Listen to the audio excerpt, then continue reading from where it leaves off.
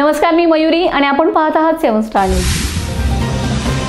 महाशिवरात्रीनिमित्त अखंड महाराष्ट्राचे कुलदैवत आणि बहुजन समाजाचे लोकदैवत असणाऱ्या खंडोबा देवाच्या जेजुरी गडाच्या मंदिरात आणि शिखरावर असणाऱ्या स्वर्गलोकी, भूलोकी व पाताळलोकी त्रैलोक्य या शिवलिंगाच्या दर्शनासाठी महाराष्ट्राच्या कानाकोपऱ्यातून आलेल्या भाविकांनी एकच गर्दी केली होती। आज पहाटेपासून रांगा लावून हजारो भाविकांनी देवदर्शन घेतले। जेजुरी गडावर येळकोट येळकोट जय मल्हार, सदानंदाचा येळकोट, हर हर महादेव या जयघोषाने वातावरण मल्हारमय झाले।